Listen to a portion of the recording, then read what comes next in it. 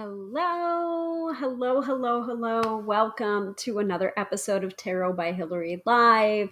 Intros are going to happen in about 20 seconds. So let's run the video splash page and I will be right back with introductions and what I am teaching tonight for the live stream.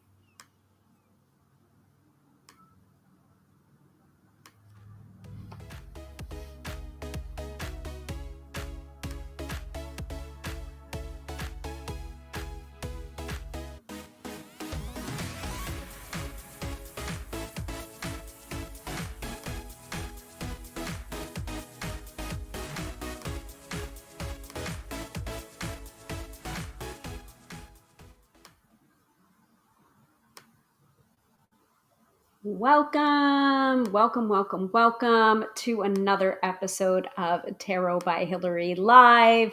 I am your hostess with the mostest, Hilary of tarotbyhilary.com, professional tarot reader and EFT tapping practitioner, here to demystify the mystical and put you in touch with the most beautiful of gifts, your own intuition. Because yes, my friends, do not argue with me. You have intuition. So on tonight's episode, we're going back to our roots, as I'd like to say. I'd like put this in the description, including the pre-scheduled show that was supposed to start at 6:30, and I was here with my bells on, but my computer had other ideas. So we had to push it back by half an hour because I was fighting with my computer and fighting with signing in. So it's all taken care of. Hopefully you're seeing and hearing me both on the Tube of You and the Book of Face. And I will definitely check our settings. But as I said in the description for tonight's episode, we are getting back to our workshop roots, in which I'm teaching you a topic and teaching you a magical topic on the power of scent, the power of aromatherapy, the power of perfumes and fragrance, and how it can boost our magical intentions. This might also be a fragrance haul because my birthday has yielded some prezzies. So my sister got me quite a few things. So quite a few nice little perfumes. So I wanted to show those to you too. Oh, Fran's here. Great. Fran is here. Hello. I see you. I hear you. Fantastic. Good to know. And good to see that people are picking up on what I'm putting down, and seeing that we're starting a half an hour later than I wanted to because technology. I swear it was a very Mercury retrograde kind of thing that was going on. And I'm just like, but Mercury's not in retrograde. And neither is, as far as I know, there's no planets in retrograde, but we will get to that. We will get to that because we also do, on these episodes, we do also have 3 pillars of the live stream, which is the astro-weather from Teresa Reed's wonderful Astro Biz Digest for Friday, Saturday, and Sunday to start us off, kick off the episode. And then we do have the weekend forecast at the end of the episode, in which I pull a tarot card and an oracle card to bring us into the weekend prepared and not scared. And in the middle of the episode, we do have the mid-episode reading, in which one lucky viewer can win a free 3-card reading with me live on the broadcast. So if you're wondering about that and you're just like, ooh, I would love a free reading, stay tuned because you want to be able to participate in that contest. Now, not everyone can get the mid-episode reading, but if you don't win it this week, you can always try again next week, because we do this every Friday night at 6:30 p.m. Eastern Standard Time on the Tube of You and the Book of Face. Of course, this time around, we're doing it at 7 p.m. because technology weirdness. All right. So like I said before, our topic tonight is on scent and fragrance, scent and perfume magic. And I wanted to talk a little bit about that. As always, these workshops are created to be a jumping off point for your own research. So if you want to learn more about perfume and scents and oils and how to boost your magical intentions using that, this is not going to be a comprehensive workshop. It's going to be a jumping off point for your own research. And I'm happy to provide you different resources and recommendations for like where I learned things or different books. So all right, Katie is here too. Hello, Katie. Hello, I made it live this week. Fantastic. So glad to see you, Katie. Welcome, welcome, welcome. And I see that Fran is waving to you because I know she's waving to you. Me too, but she's also waving to you. So if that sounds good to everyone, give me a hell yeah in the chat. Let's start off with the astrology. See if there is a astrological reason why I'm a half an hour late and things were weird and things were signing me out of things that I never sign out of. Let's see. Let's take a look. So, as I said before, we get our astro-weather from Teresa Reed's wonderful AstroBiz Digest. It is a $99 subscription per year, astrology in layman's terms, straight to your email inbox. It is geared towards entrepreneurs and business owners, but I do find it very helpful in planning my personal life as well as my professional life. So we usually do the big major transits for the week, and then we get into the nitty gritty for Friday, Saturday, and Sunday because I don't want to give away the farm. I want to give you a little taste of what Teresa does in her AstroBiz Digest. And if you're liking what you're hearing, you can certainly buy yourself a subscription. So to buy yourself a subscription to the AstroBiz Digest, the link is right here in the lower third. I've also put it in the chat, thetarotlady.com/AstroBiz Digest. All right, so let's take a peek-see. Now that I'm all signed in and raring to go. Yeah, everything looks good. Okay, AstroBiz. So weekly forecast for the 14th to the 20th. We've got a lot going on this week. Per Teresa, we have a lot going on this week. I'm going to do a quick check though, just to make sure everything looks good. Okay, that's live now.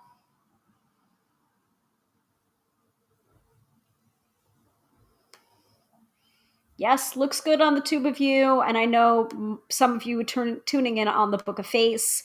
So I feel pretty confident that it's working on the Book of Face since some of you tuned in there. So that's good. All right. So Teresa does say, boy, howdy, this week is a lot. Grab a cuppa and let's get down with the lowdown. All right. Let me pull this up and hide this. Okay. So snappy marketing and fiery communication are in vogue when Mercury prances back into Aries on the 16th. So that was 2 days ago. This is an excellent transit for making a bold splash. So don't be shy when it comes to promoting your business. Likewise, you can speak up, negotiate, and debate your points. It's also a nifty transit for decision making. In other words, get fired up.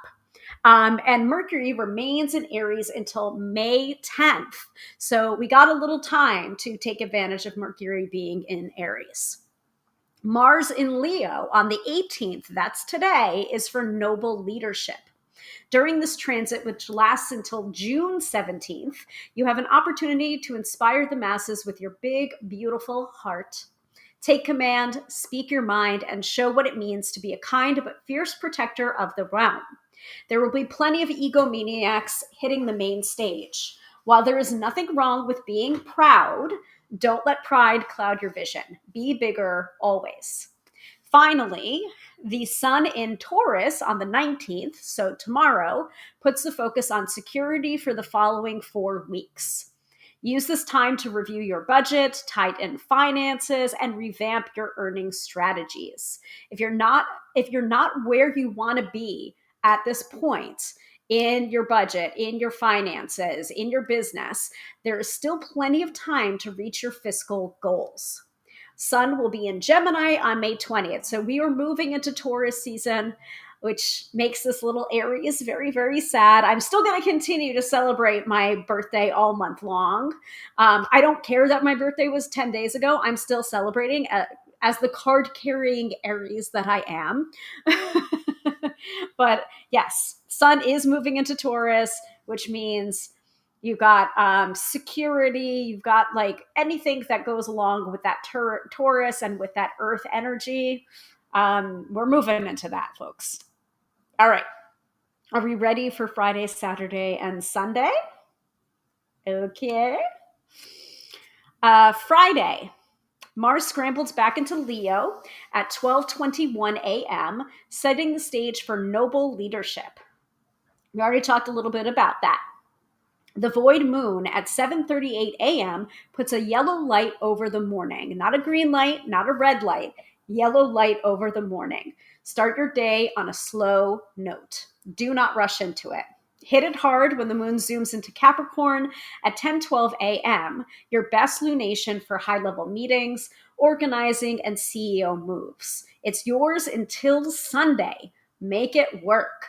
However, avoid business from 11:33 a.m. through 3:50 p.m. The moon is locked into squares with Neptune and Mercury, causing confusion and misunderstandings.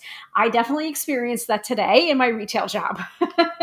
Once that energy clears, you're free to boss up.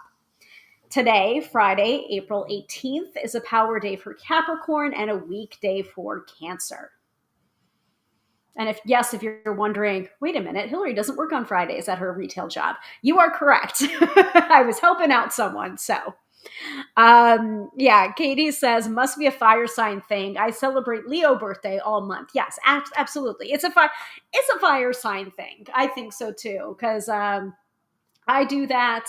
My Sagittarius friend, Melissa Sanova, you know her, you love her from Card Slingers. She's a Sagittarius. She celebrates all month long. And Jamie, also from Card Slingers, is a Leo. So she usually celebrates her birthday all month long too. So fire signs for the win. All right, let's continue. All right, Saturday and Sunday. Wow, huge paragraph for Saturday and Sunday. Capricorn moon is still hanging tough at the beginning of the weekend, so don your CEO apparel and handle your biggest business decisions. At 3:56 p.m. on Saturday, the sun rolls into Taurus. Once again, you'll want to consult the information above the scopes to learn more about this 4-week astro event. We already did that. Mars trine Neptune at 6:53 p.m. stimulates the creative and intuitive faculties for days. Act on your gut instincts, power through art, and handle top secret projects. Sunday has a lot going on, beginning with the Moon Chiron square at 7:09 a.m. Eastern Standard Time, which starts the day on a bummer vibe. The public is in a foul mood, so it might be wise to sleep in. At 11:23 a.m., the moon forms favorable angles to Venus and Uranus. It's super duper for PR, community building, or group activities. The moon station's void at 1:21 p.m. Focus on projects already in motion. Avoid starting new things until the moon switches signs. Brainstorm new PR campaigns with your team when Venus sextiles Uranus at 2:21 p.m. You'll have a few days to conjure new ideas. Put your heads together and you'll find original ways to capture the public's imagination.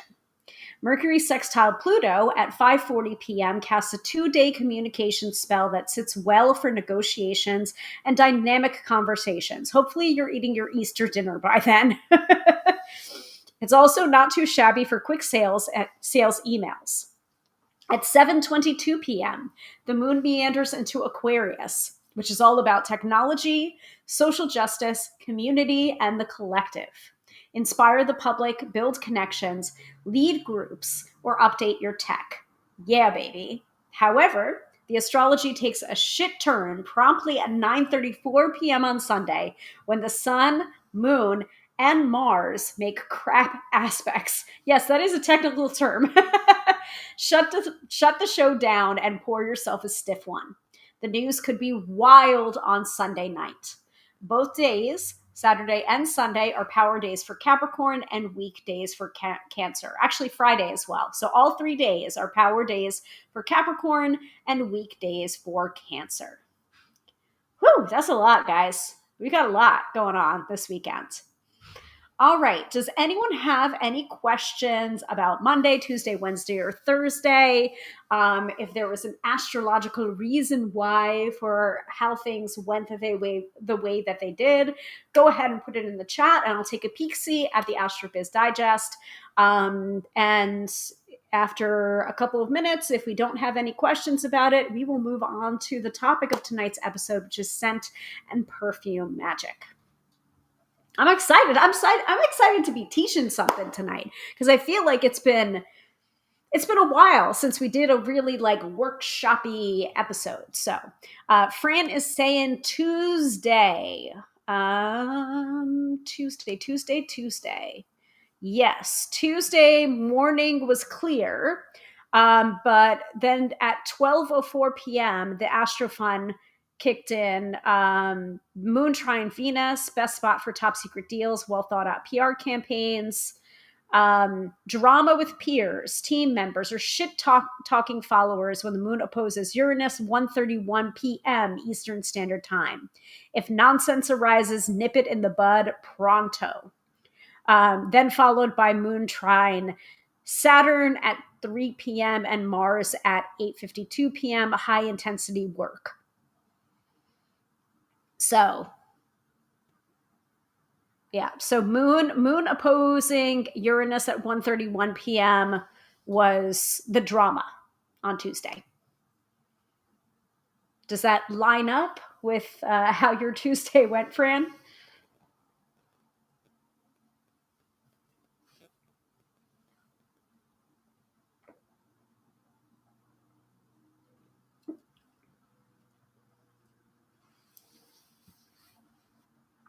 I don't even remember what I was doing on Tuesday. I think Tuesday was a very lazy day for me because I think it was my only day off completely and utterly this week. So I have a feeling I was just like doing absolutely nothing. I think we were watching Castle. Sorta. It was the afternoon. Um, yeah. Katie says that weekend information was what I needed to know. Thank you. You're very welcome. You're welcome. Yeah, I had a feeling. I was just like, like I planned all day long. I planned on teaching this topic, and I did pre-schedule, and then had to pre-schedule again. But I knew that whatever I was doing tonight, I had to do the live stream tonight because someone was gonna need the astrology for this weekend in specific. Yeah. I've been fighting with Otto all week. Okay. I feel like that's like lingering Mercury retrograde shadow stuff.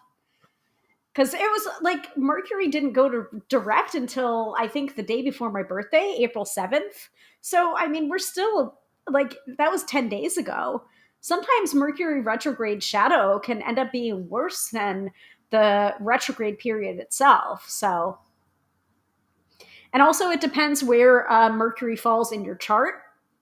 There are some people that have Mercury retrograde in their natal chart.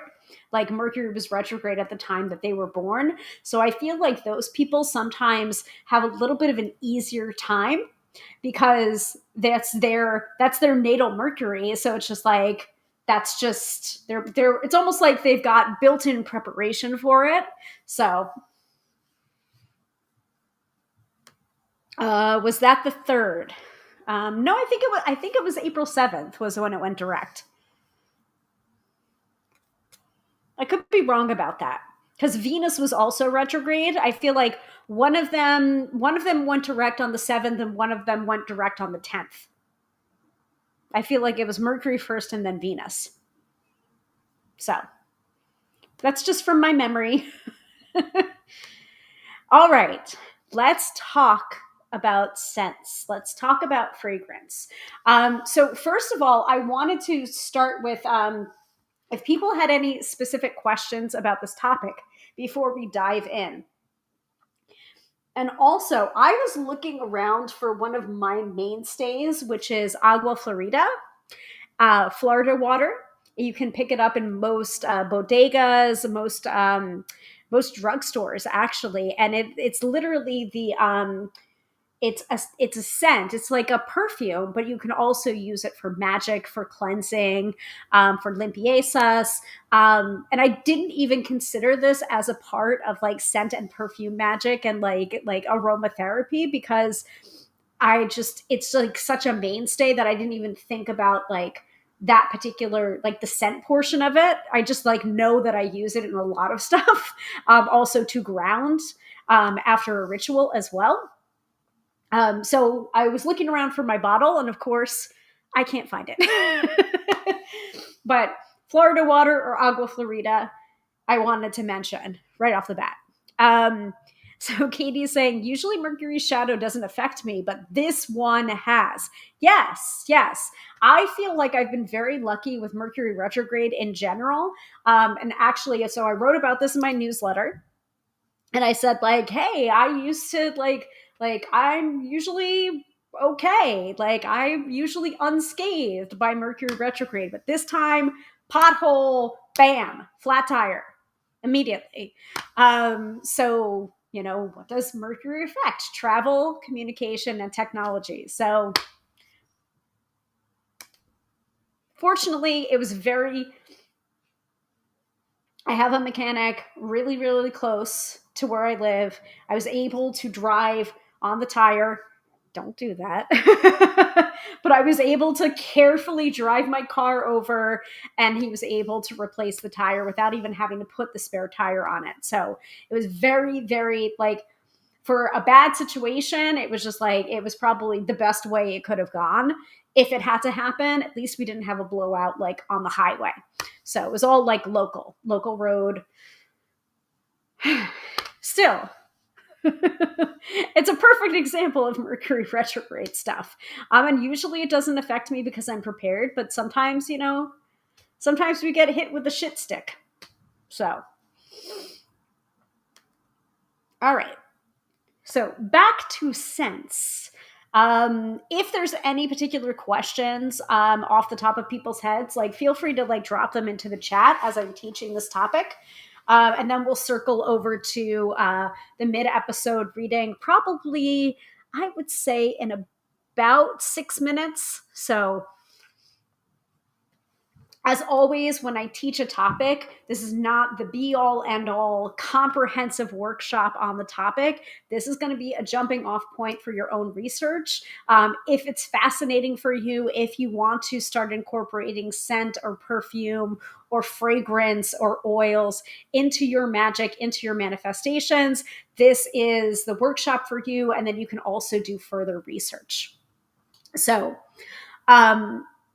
there was one thing that I was thinking about, like while I was driving in the car today, specifically about prosperity magic. So there are certain herbs, right, that you associate with prosperity. Cinnamon, you can use cinnamon for luck. You can use basil for prosperity magic. But if here's the but though. If you're using that for this, like basil usually is a scent that makes you hungry, or the taste of basil is like appealing, or the scent of basil is appealing. Now, if you are a person that just so happens to not like basil, then your prosperity magic, if you include basil in it, is probably not going to be as effective as you want it to be. So you really do have to incorporate your preferences and what smells good to you, what tastes good to you into your prosperity magic, and not being like so rote about it, where it's just like, okay, well, it's not like spell work is a necessary, like you must have these ingredients. Like it's just like, oh, okay, well, the spell book says I need to have rosemary and this and that and basil and this in order to make this prosperity amulet or potion, right? But if you don't like the smell or the taste of basil, then don't use it in your prosperity magic.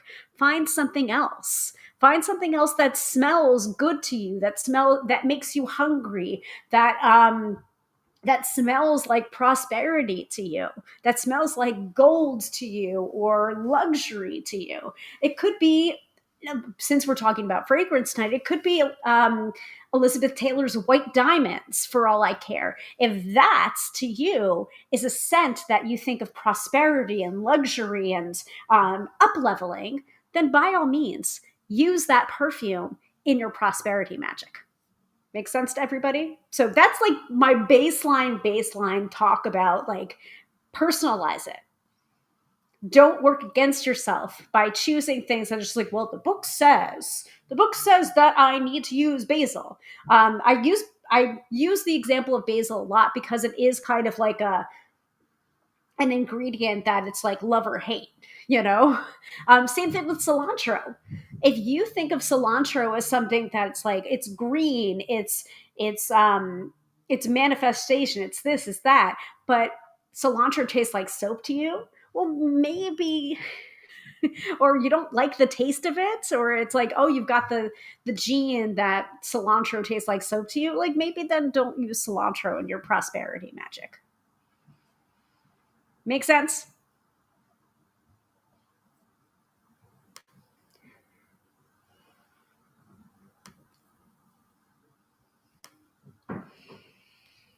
Okay, so I also wanted to grab a copy of one of my books, and of course I can't find it either. But I will I will share all of this in the show notes, in the description, after the episode, as usual.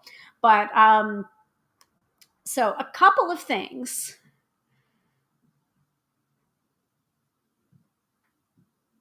So hopefully you guys can see some of these links that I'm going to drop in, and I'm going to cite from a couple of different places. So you have, I'll give you like the references as always. So like, here's a great example from Fran. Thank you, Fran. I have several with allergic reactions to cinnamon. Right. So then don't use cinnamon.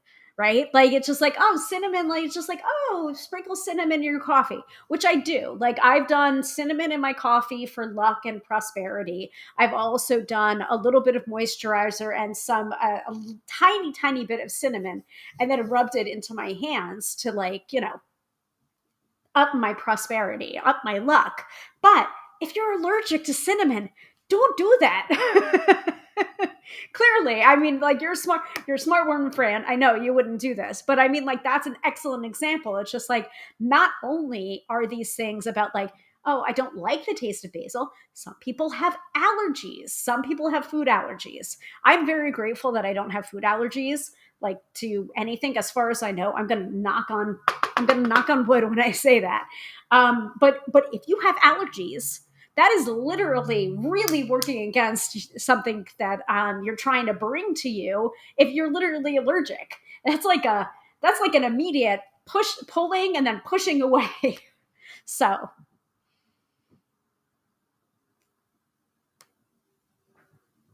I'm also losing words today. But you get what I'm saying. So it's like, if you have, like, not only if you're adverse to the scent or the taste of something, if you're allergic, don't use those things in your sense, or your prosperity magic, or your love magic. Like, for example, this is another good example. Rose is typically used for love magic. Either rose petals, rose water as well, especially pink. Like, when I think of rose water, I had the smell of rose water. One, it makes me think of my grandmother, because she would always put I feel like she would, like, bathe her hands in rose water and then put on her gloves. It was like old school. But I to this day, I smell rose water and I think of my grandmother.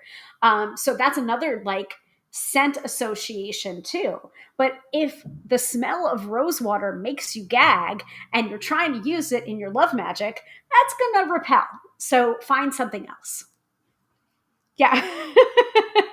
Don't poison your friends. Don't poison your friends. Correct. And also, so this is part of the reason why I wanted to cite, there's a book that I'm going to cite that's The Tarot Apothecary by Eileen Halverson. And that's another thing, and I know for a fact that's in her book because I actually edited her book before she submitted it to be published, because she wanted to like put her best foot forward. And I'm just like, they do have editors at the publication. Your book is going to get edited. And she was like, I just want to be on the right foot. I'm just like, okay. Okay, I'll edit it for you. But definitely there is, in a lot of aromatherapy books and a lot of scent books, there is that, PSA disclaimer of, make sure you're don't poison your friends. Like, make sure you check your sensitivities, and only use certain things as they are described and prescribed. Like, for example, cinnamon oil. Cinnamon oil can burn. So you want to make sure that you're using at least a carrier oil, if you're using cinnamon as part of your scent combination, part of your potion making. You want to use a carrier oil to be able to dilute that, because pure cinnamon oil, it can possibly create burns to the skin irritation or burns. So, friends, correct. Don't poison your friends. Don't poison yourself when you're using scents and oils. So Katie checked into the almanac for retrograde and shadows. Mercury retrograde finished the 7th of April. Shadow finished the 26th of April. So we're not there yet. AEST, Sydney, Australia time.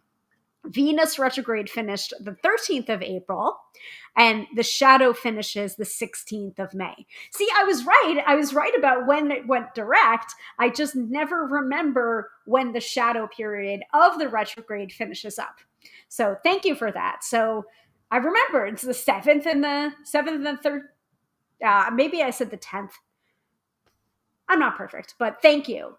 So keep in mind, we still be in the shadows of those retrogrades.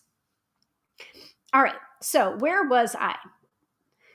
Did I drop this in already? Perfect. Yes, I did. Okay, cool. So I wanted to just cite this article from the New York Times that came out, I think, in 2023 about fragrances and the supernatural. So let me open this up. The smell of magic. So they talk a little bit about different scents and scent combinations. I don't have any of these particular fragrances. Um, and of course, I can't even log into this, but I was able to read it earlier. So the belief that fragrances have mystical capabilities hasn't faded. For many contemporary spiritual and magical practitioners, the citrus-infused Florida water. This is where I found it. The citrus-infused eau de cologne Florida water, agua florida, remains an essential ingredient for rituals created by the perfumer Robert Murray in 1808 and sold by the company Lanham and Kent. It became popular among practitioners of the voodoo religion in the Caribbean and the American South. Priestess Miriam Chimani, the founder and head of the New Orleans-based voodoo spiritual temple, often uses Florida water as a divinatory aid when engaging in bone throwing, a ceremony in which one tosses fragments of animal bone onto a cloth adorned with astrological symbols and derives meaning from the resulting arrangement. It allows a person to calm their mind and center themselves beyond their fears, she says, of using the scent. It quiets you down so the universe can come to you. And it has a lot of alcohol in it too. And so, like, when we talk about spirits, that's kind of what we mean. So I personally use agua florida for grounding. Like I said, sometimes I'll anoint my hands. Sometimes I'll put it to the sometimes on the soles of my feet or the tops of my feet, if I'm doing ritual and I need to ground. And I'll also put I'll also visualize my roots grounding down into the earth and wrapping around the core of the earth a few times, to be able to ground myself after a ritual if I need it. Otherwise, sometimes I feel like a complete and utter space cadet. And sometimes I'll put the Florida water on the top of my head, the back of my neck, sometimes my shoulders. And I will also apply that for other people along with the visualization, if they ask for it, of course. Consent is sexy, guys, to help them to ground themselves. So, Florida water or agua florida, it has that citrus scent to it, lemony scent to it. It can also be used in cleansings too, either for the self, or for the home as well. So, I'll usually dilute it in water, and then add different herbs to it depending on what I'm trying to do. There's one particular formula I think I put in my book of shadows that I call a hex breaker wash, and you can use that to like wash the floors or wash around the windows or in the doorways to help to cleanse. Yeah. Katie says about the shadow period, I never remember it, hence why I checked the reference. Fair enough. So that's one particular article about fragrance, scents, perfumes, specifically about the use of agua farita. You can also use that in order to cleanse your different talismans as well, cleanse your jewelry, especially if it's something spiritual that you wear before or after you do readings, for example. Like I'll usually cleanse my labradorite. Sometimes I'll cleanse my moonstone, different rings that I have. In particular there's rainbow moonstone earrings that I wear a lot, so I will go ahead and cleanse that in agua farita, or whatever other oils we have for a cleansing. And this can also be seasonal in nature too, don't forget. For like the different sabbats of the year, we do have a sabbat series of episodes, and I think I do reference different herbs, flowers, different different associations with that particular Sabbath. But like for example, in Imbolc, or Yule, you might do a cleansing oil or burn pine, something woodsy, something that might have like a smokiness to it. There was a particular candle that Bedazzled Witchery would make that was called the Caliach, in honor of the Celtic goddess of the winter, the Celtic like winter hag, Caliach. And it was white and silver, and it had this like whiff of, I think it was like balsam fir, but smokiness. Like it smelled like a snow laden forest clearing. And it was just like, it was like the perfect scent for Yule. Also worked for Imbolc too, as the snow thaws. So again, scent can be incredibly personal as well. And that's the reason why I encourage people to, like, yes, there's always going to be books of associations for like lavender for luck and rosemary for remembrance. And those are traditional associations. But if you personalize it, your magic is going to be that much more effective. Like, don't just use rosemary for remembrance if that's not what you believe, or you don't personally smell rosemary and think of like nostalgia. Use something else. You can. Make sure you're personalizing your magic. All right. Any questions? All right. So, another recommendation I can give to you is The Tarot Apothecary by Aileen E. Halverson. I'm going to go ahead and drop the title and the author and the bookshop link. Yes, Katie says, I have a special winter candle that is pine. It has proper oils in it and soy wax. Mm-hmm.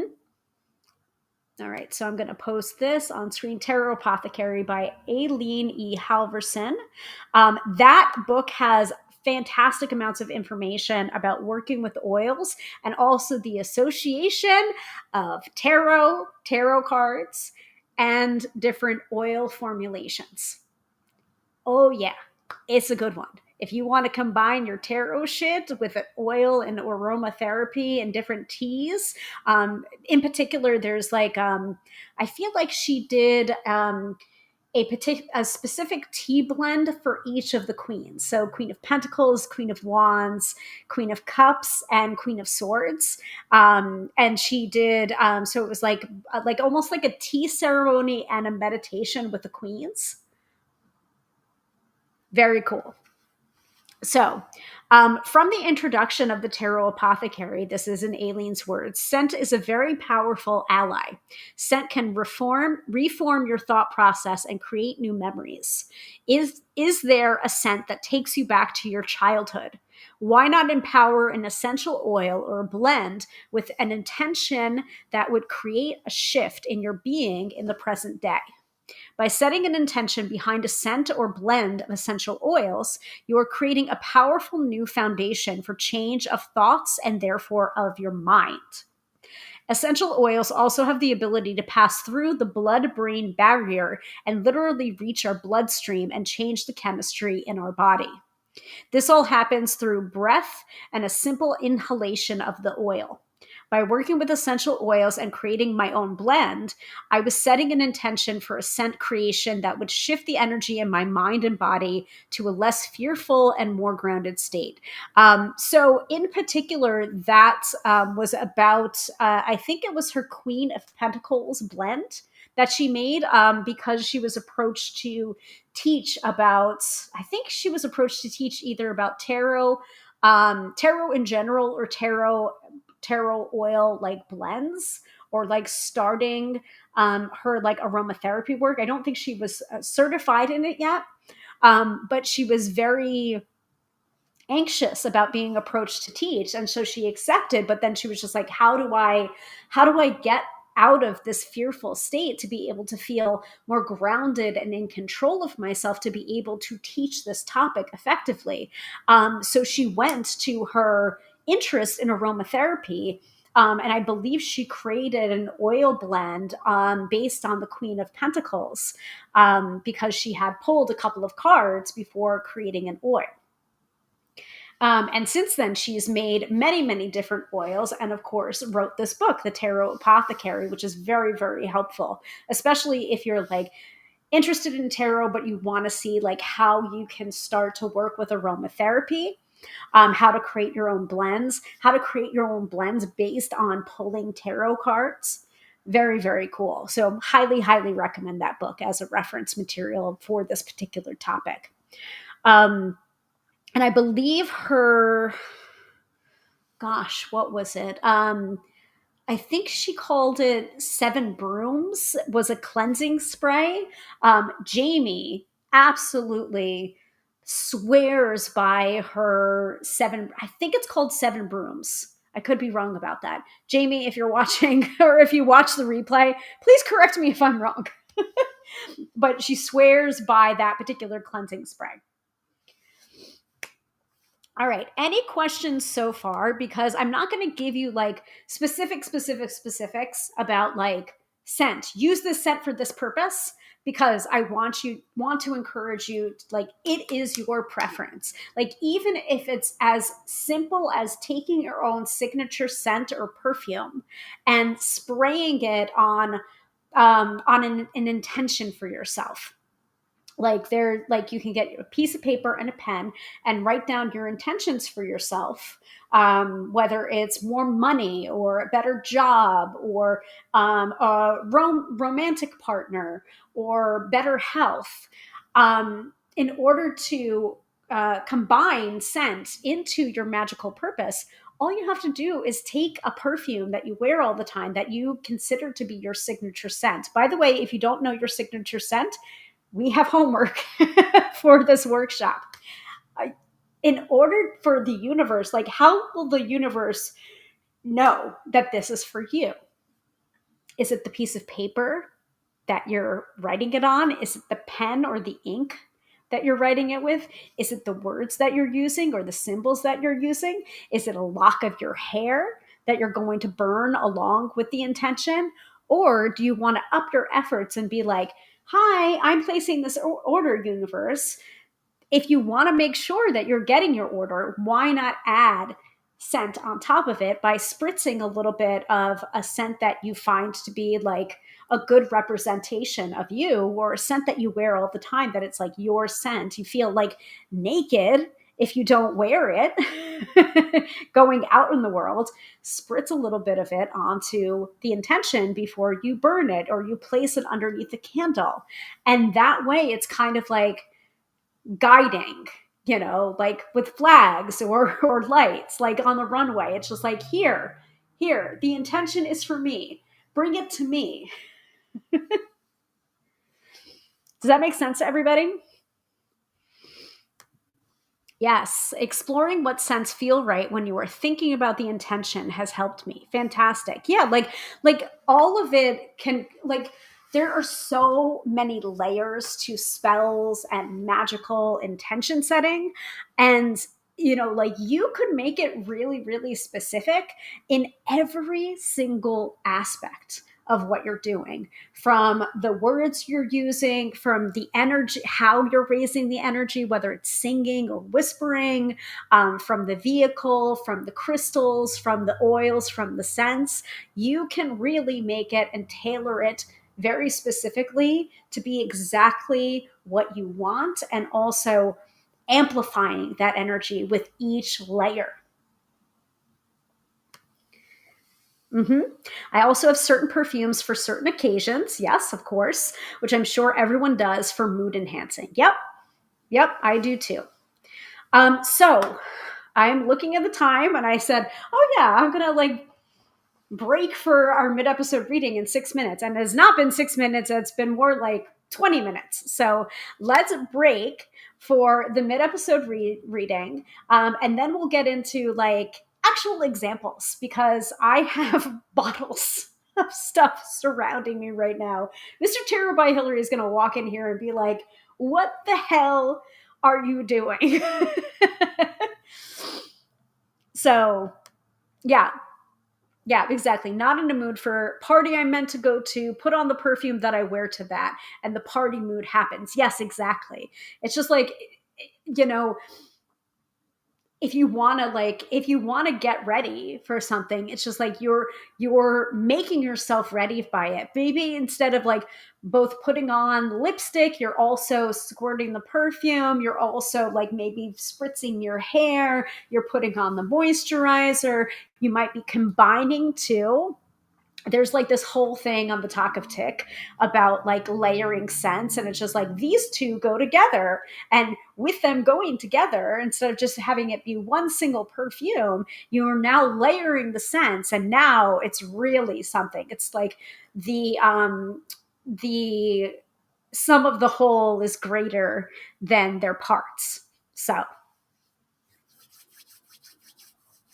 yeah, I mean, and I would, I'm giving you guys more homework. I would even encourage you to like pick out three, for example. And by the way, this does not have to be expensive. You shouldn't have to be breaking the bank to do this. There are so many options now for like perfume samplers, so that you can only, or like roller balls, so that you can pick and choose and like try things out, before you buy like a full jumbo size of the thing that you are just like, oh, okay, this is it.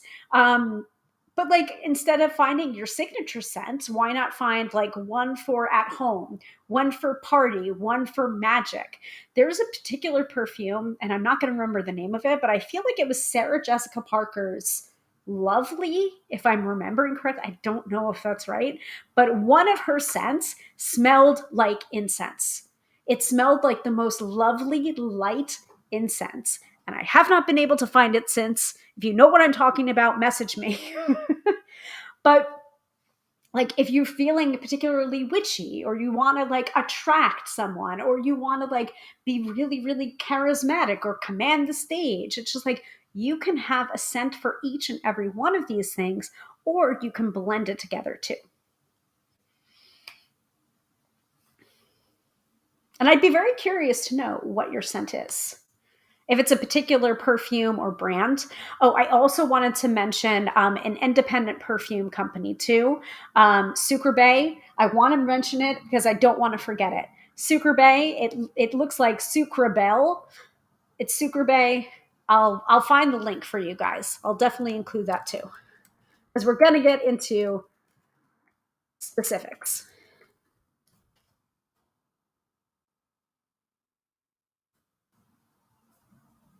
That is not how. Hold on.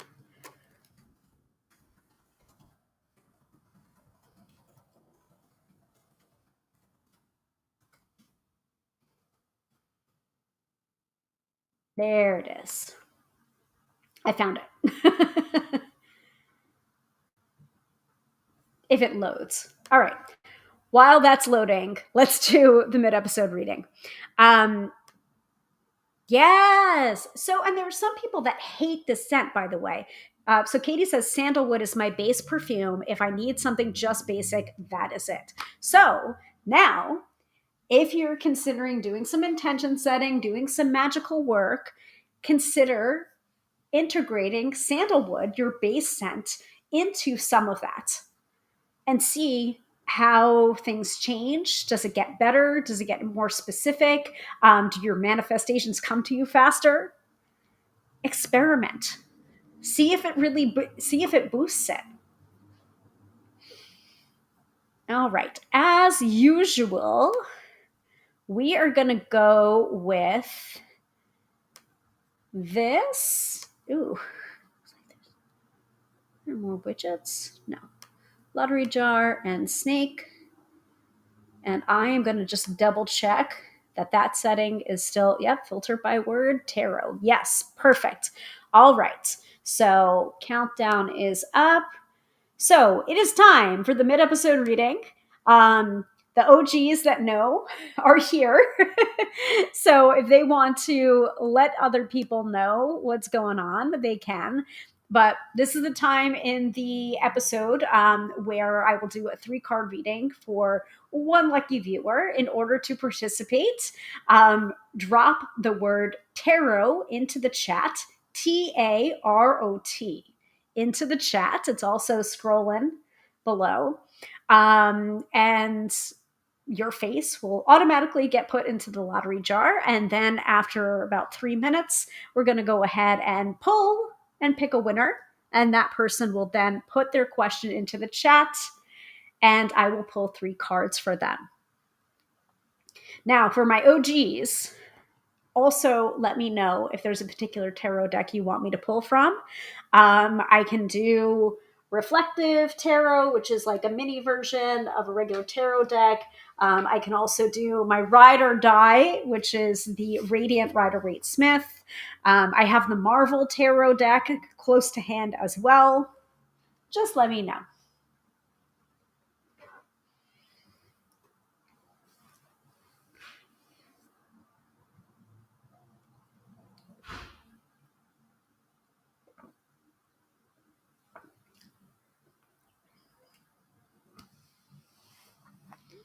So a couple of rapid fire scents and what I use them for while we're reading.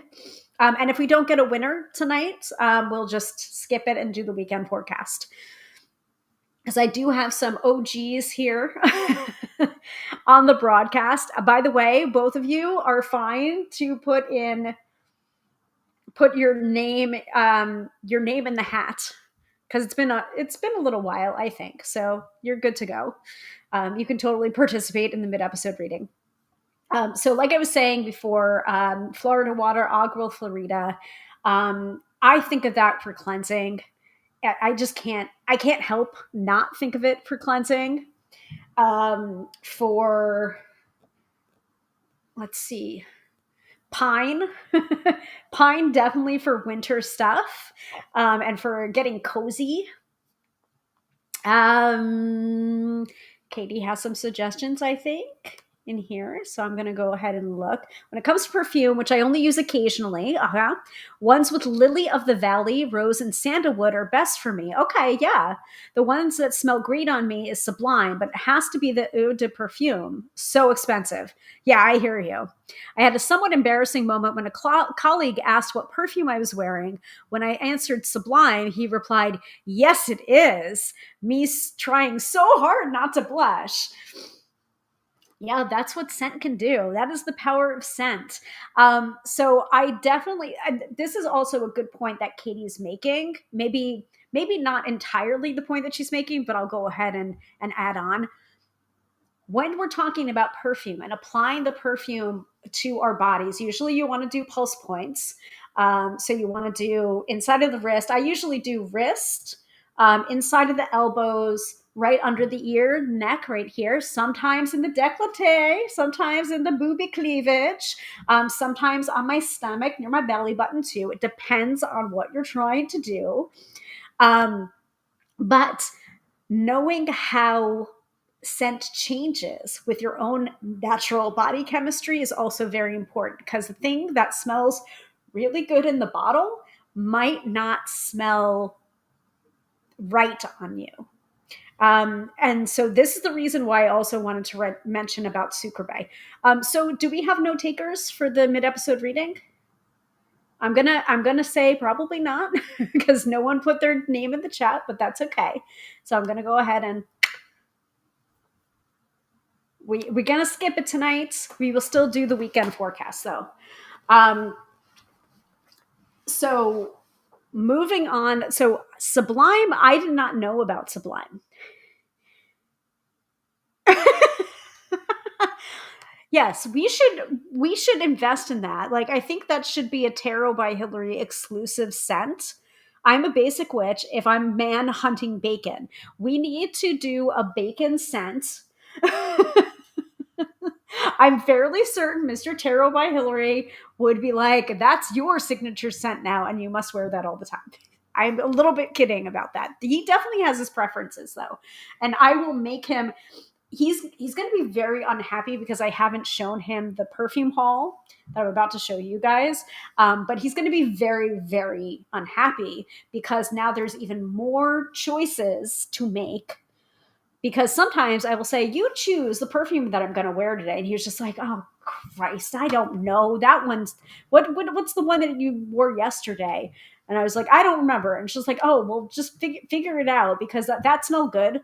I'm like, barbarian.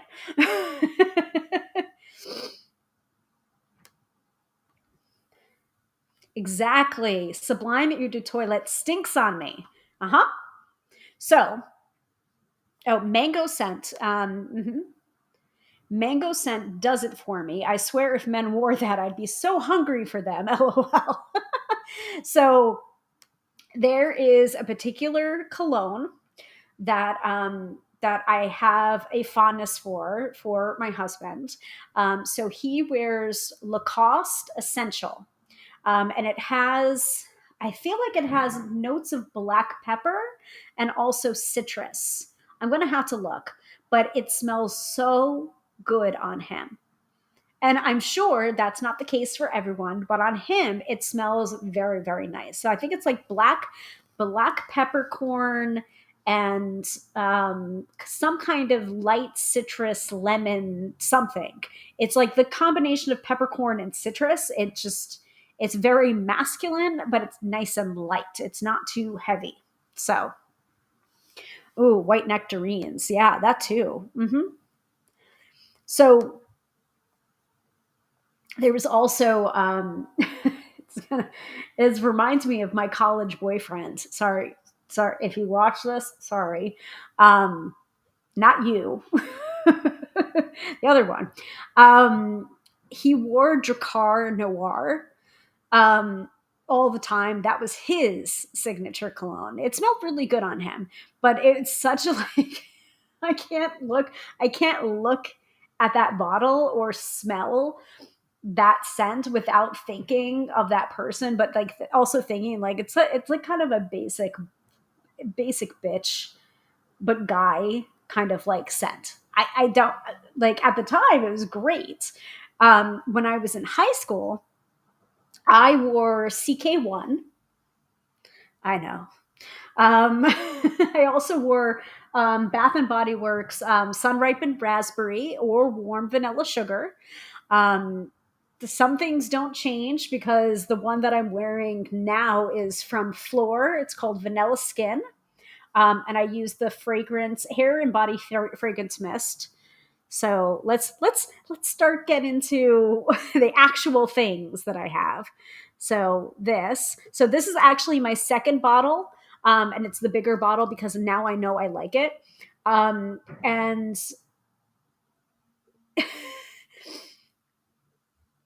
I saw this on the Talk of Tick, and it was basically strippers were saying they would wear this scent and they would like their tips would like just go through the roof, like everyone like it was this sense is just like it worked for them, right?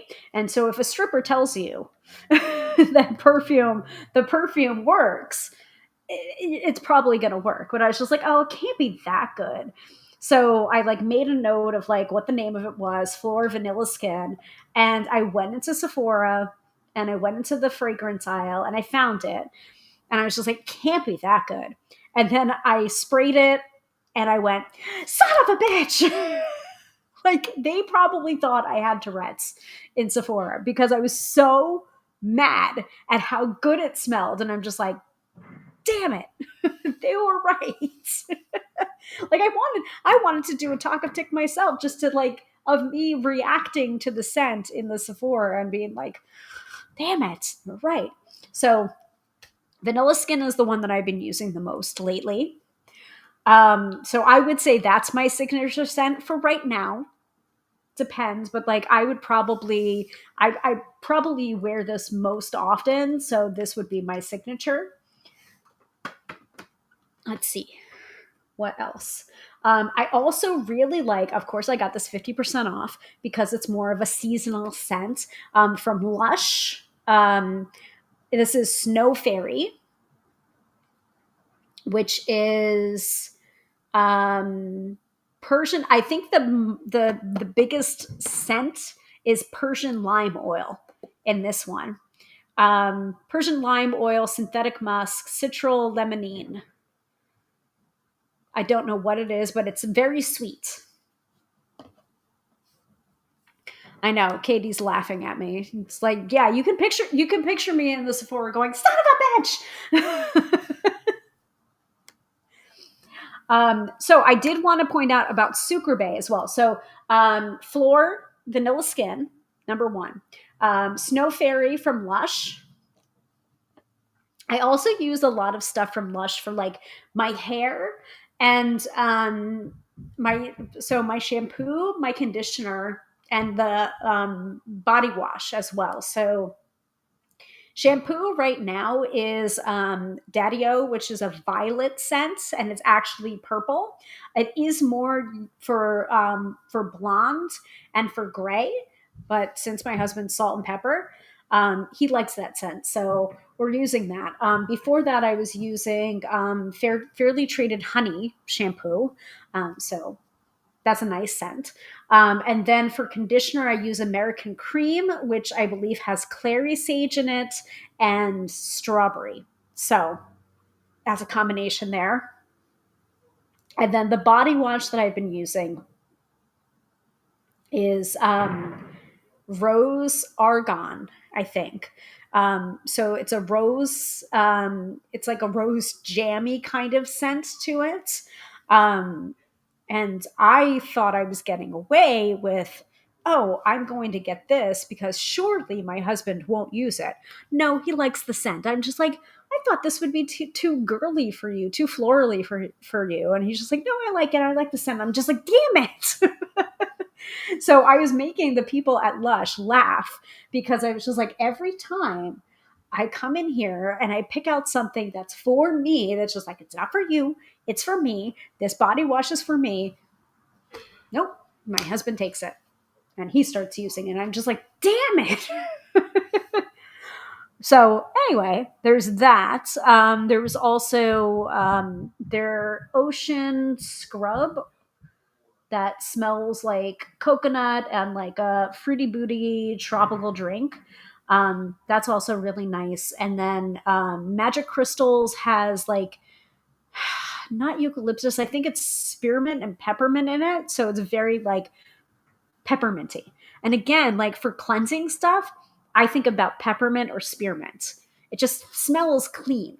So that's usually what I use it for, to like clean. Okay. Other fragrances. So I wanted to mention Sucre. Um, so this is not everything, but I'm going to link directly to one of my favorite scents from them. Speaking of rose, so the name of this particular fragrance is Fall in Love Whenever You Can. It's named after Practical Magic. So it's rose. I'm going to put that on screen. Um, Of course, it's sold out. By the way, it may come back around again, but it's like a smaller perfume company. So, um, herb set notes are an herb garden with a large decadent rose bush that just started growing and blooming magnificent fragrant red roses overnight out of nowhere. Warm amber and sumptuous vanilla. So that one's very quite sweet, but it has a nice like herby kind of musk to it. And when I'm feeling particularly witchy, I really like to wear that one. It also reminds me of being on vacation because I had a roller ball of it. And I was wearing that when we went on vacation, our last vacation that we went on to Amsterdam, Iceland, and Ireland. So it reminds me of being on vacation because that's the one I last used it, the roller ball. So that's when I want to like get into that mood, be very witchy, be very like mysterious. That's my scent for that. Also, for date night, same company, Sucre Bay.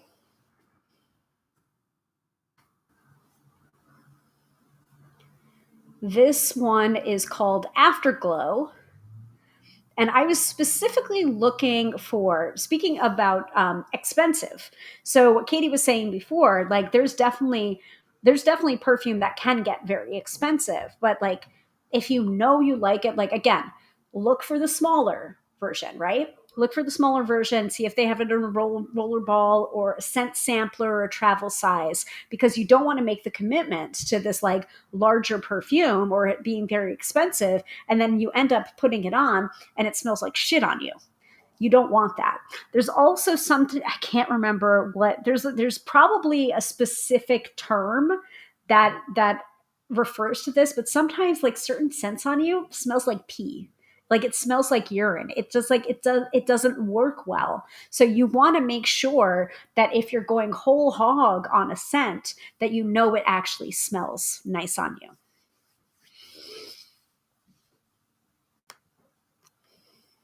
So I'm going to link Afterglow.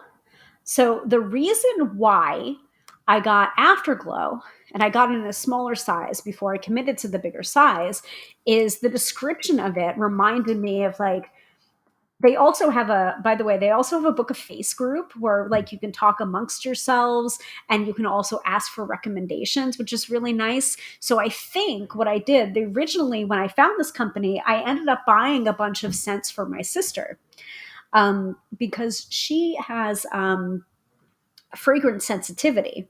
There's certain scents that she cannot do. So I wanted to make sure that the scent sampler that I was getting her was, and I think I got her like a rollerball sampler of different, like 5 different scents.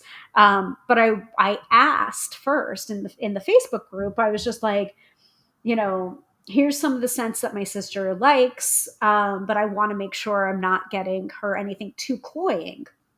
And I was just like, and then I'm also looking for maybe a cheaper version of Angel by Terry Mugler.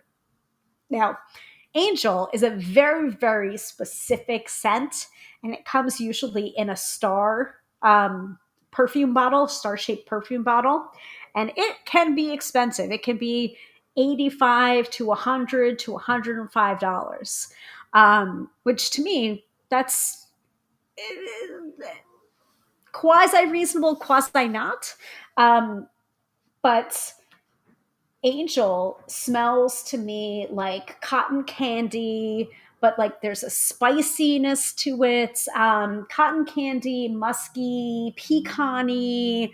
I don't know how to describe it, but there has like this bite to it as well. And that I used as like my date night perfume back when ages ago when my husband and I first started dating. And I had gotten it as a gift from a friend of mine. And then I'm just like, oh, crap, now I have to keep on buying this because it makes me smell so nice. So I was looking specifically in this Facebook group. I was just like, do you have a recommendation for this perfume? Because sometimes they're really good and they're just like, they're like, they won't just recommend Sucre Bay perfumes. They'll also be like, oh, I also like this brand or Replica, or Anthropology has a good one, or that, like they're equal opportunity. They're just like, oh, well, I haven't really found an equivalent, but like here's one from this company.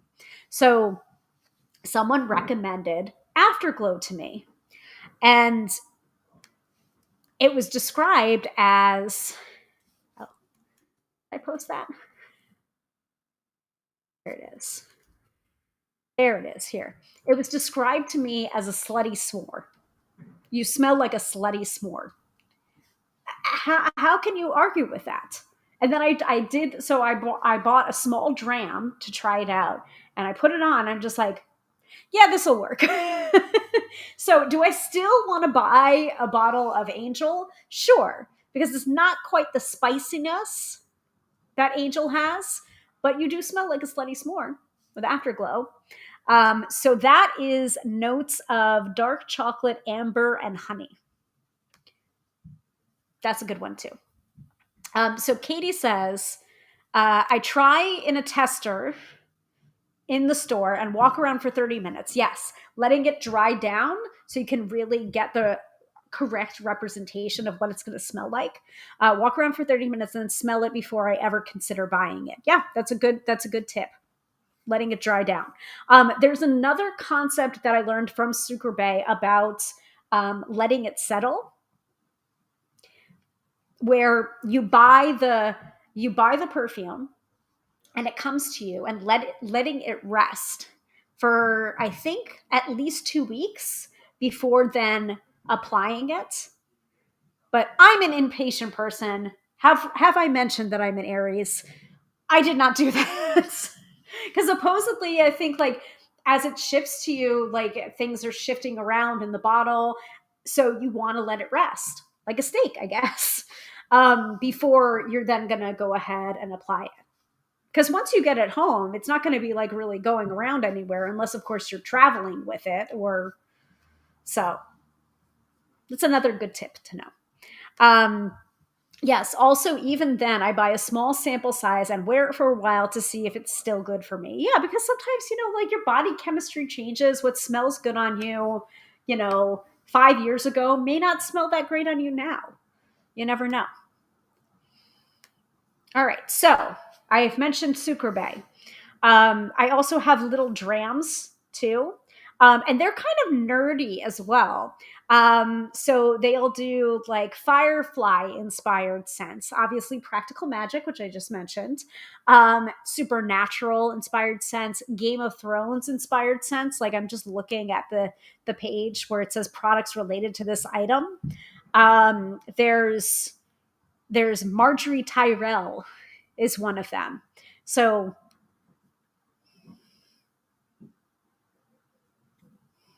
like, and for example, like one of the feedback for Afterglow, I love the dark chocolate note this starts with, but then dives into 100% pure honey. To me, too sweet for my taste, and honey isn't my favorite.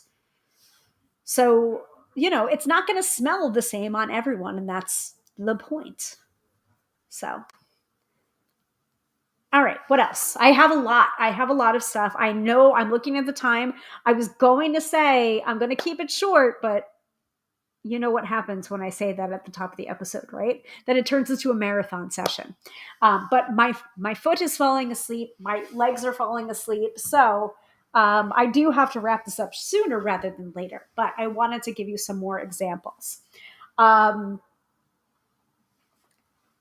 so I am going to crack open. So I already showed you Snow Fairy.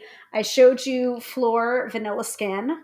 I am actually not wearing either of these things today.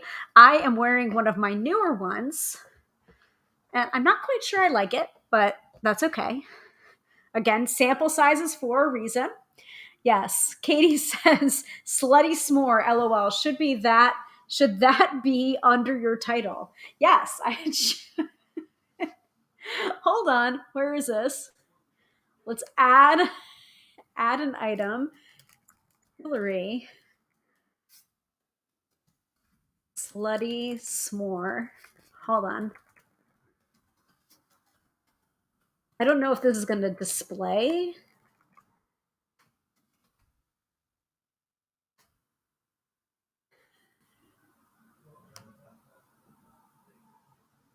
Oh, that's not fun. Hold on. I guess I have to put it onto one line instead of two. There we go. Good? Yeah?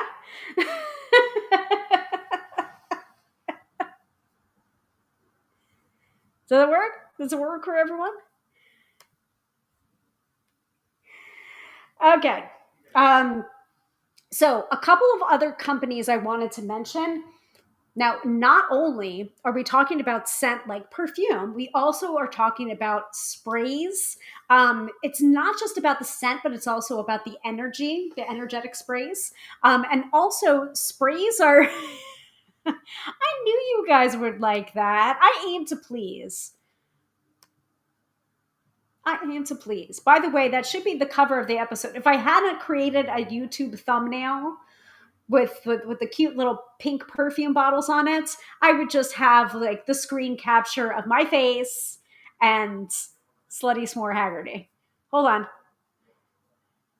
I can do this later. I'll do it later.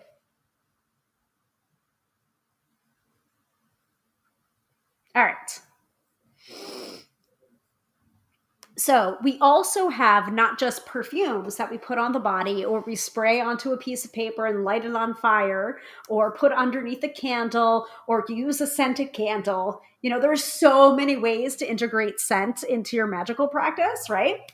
But we also do have room sprays. So you can always spray and then walk into it, or you can spray around. It's a really, really great option for people that have, you know, maybe allergy or sensitivity to burning incense or burning candles. So, or if you can't do either of those things, if you happen to be at a venue and you want to like reset the space, like if you're reading cards there, you're doing some kind of energetic work and you want to be able to set the space and you're not able to burn a candle or burn incense or smudge, you can do a smudge spray. So I've got a couple of examples here. There's one that I blended myself, actually. So this I got from Sacred Keys. This is an abundance spray. Abundance sprays, I've noticed, abundance or prosperity sprays, a lot of them have clove in them. So you do want to be careful if you happen to be spraying them on clothes or fabric of any kind, because they may stain. So always be careful about that. You probably want to just use this more of as a room spray than a fabric spray. Specifically this one, because I do see like it's almost like a slight brown tinge to it.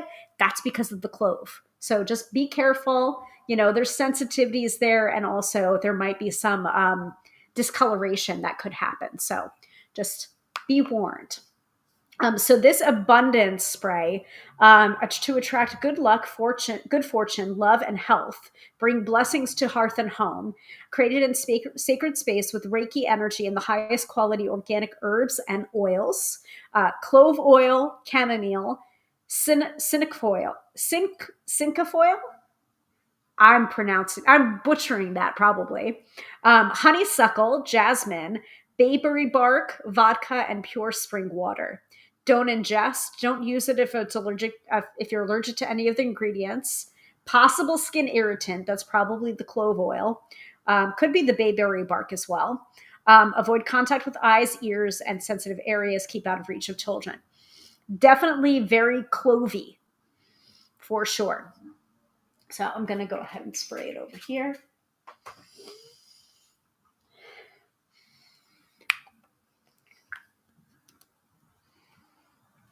So there you go. That's from Sacred Keys. Here's another one. Ah, right in front of me. Yes. Katie says, gosh, those people who have sensitivities, candles, and incense, etc., probably need to warn me since I use this sort of thing to cleanse the energy of the space. Yeah, I mean, if the space is your own, sure, but like I know about this because my poor sainted husband. Yeah. See, that's alcohol abuse. Where vodka? Only if I spill my drink. I only know about like the sensitivity to the incense because my poor husband, I would burn incense. I actually just burned incense, I think yesterday. I burned a rosemary incense that my friend gave me for, oh gosh, was this for in bulk? Yeah, on her in bulk retreat.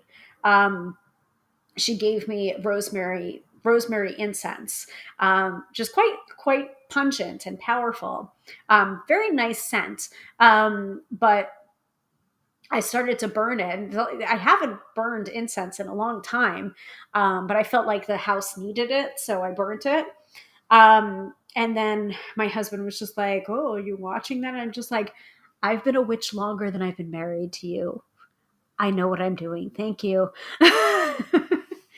But when we were in our other apartment, he would sometimes quietly say, he's like, I'm not trying to tell you what to do. And, like, obviously you do you, but it's just like, but I really like that particular incense that you're burning really irritates me. If you could like do something else. And I'm just like, of course, honey, like just tell me if it's bothering you. It doesn't bother me. I love the smell of incense and it doesn't bother me. But if it bothers you, like, of course, let me know. So I became very, very aware of that just because of my husband and him telling me. But like before that, like if it was bothering him, he wasn't saying. I'm just like, well, geez, tell me, of course. Yeah, it can be overwhelming. You're right. So I'll usually open up the windows, especially if it's warm enough. It's just starting to be warm enough to be able to open the windows. I usually air the place after I burn incense, as it can be overwhelming. And also, you kind of want the incense. You do like the scent of the incense, but you want the incense to waft out the window and like carry out whatever it's gathering, whatever energies it got out. You know, good energies in, bad energies out. So, but this having aromatherapy mists and sprays can be a good solution or a good compromise to people with allergies or sensitivities, or if you just can't burn them in that particular space because of like fire coats. Yes. Yes, definitely entrances and around windows and mirrors. Some incense I burn outside at the entrances works the energy without overwhelming. Exactly. So, I got a couple of these actually last year at I think it was a beer festival that's coming up soon. So hopefully she'll be there again. So her company's name is Pure by Shasha, and I think she's on Instagram. I'm not sure, but I got from her. I think it was four things, and of course, I don't have my rose oil with rose quartz in it. I think that's in my other bag, but there is a rose oil that she made with rose quartz, little rose quartzes in it. Very nice. Like I said, my grandmother, like that scent of rose oil or rose water always reminds me of my grandmother. It makes me feel comforted. Um, so we also got this Sage Bliss aromatherapy mist. So again, that's a really good substitute for any saging you might do. You can just do it in bottle form. And actually, her blend has looks like clear quartz chips at the bottom. So that's a good way to also bring in the crystal essences. So I'm going to go ahead and spray that. My husband's going to be like, why does the bedroom smell like this and this and this? And this one I actually do like to helps. Sometimes I'll do this in between readings to reset the energy. So that's Sage Bliss. And then this one is also Pure by Shasha, Jasmine Bliss. Jasmine, I don't know what it is about Jasmine, but like I think about sex. I think Jasmine's sexy, attractive, charismatic. That's just what I sense or smell. So this one comes in an amber bottle, and I'm not sure which chips are in this. I think she said it might be carnelian chips, which would not surprise me. Yes, and Katie's right. You can use oil diffusers as well.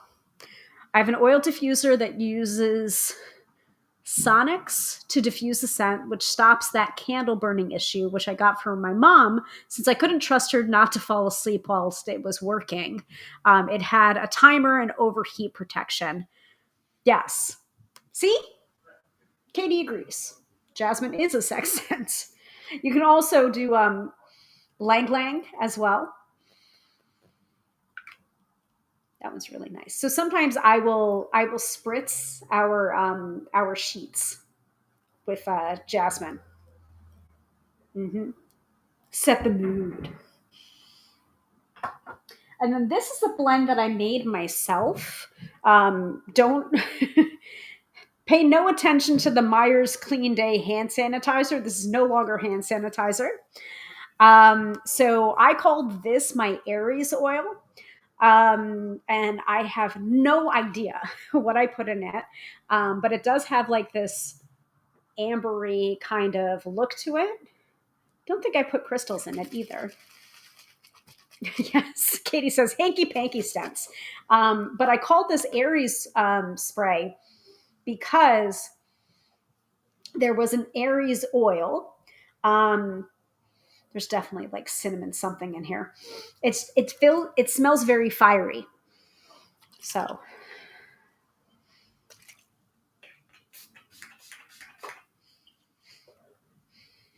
mhm. I can't even describe what's in here, but I call it my Aries oil or Aries mist. And that I use for like confidence. All right. Some more fun stuff, and then we're going to wrap up. So, um, this is like super witchy stuff, right? So these I've had for a long, long time. You do want to consider the shelf life of certain oils, essential oil scents. Like do as I say, not as I do, because it's just like I'm like these are fine, these still work, they still smell good, but you do want to keep in mind that there are some things that have a longer shelf life than others. There is also a reason why alcohol is used as like a carrier for certain things in order to preserve the shelf life of these things. Um, so if you don't have alcohol in some of these mixes, you're probably not preserving them, so they might not last as long. Hopefully that makes sense to everybody.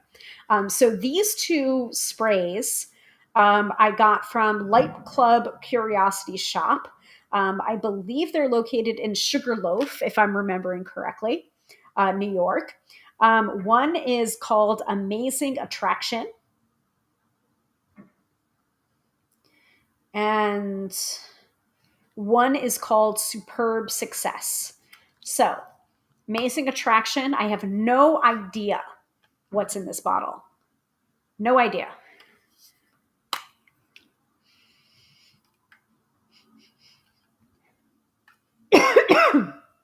No idea what's in this one, but this is for attraction. I would assume romantic attraction more so than anything else. And then this one, Superb Success. As usual, pretty sure there's clove in this. There's clove I have found in most prosperity and attraction oils. Abundance, prosperity usually has clove in it. I don't know why. You can do your own research about that.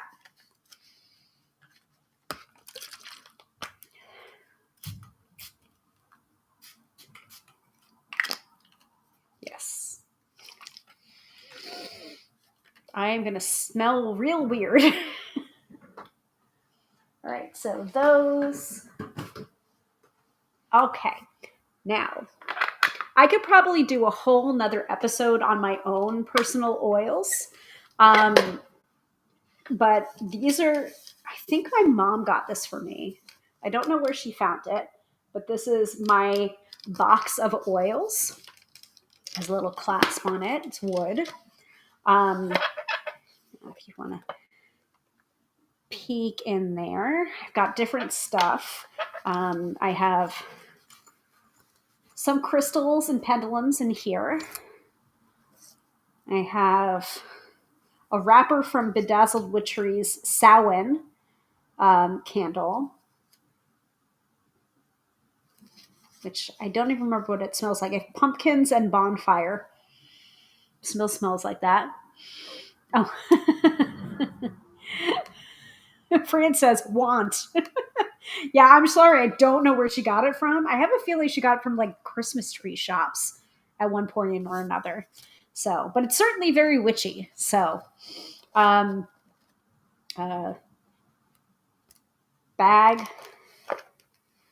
another bag. Oh, that's where my carnelian went. So Jamer's got me a carnelian palm stone. I think that was for my birthday last year. Look at that.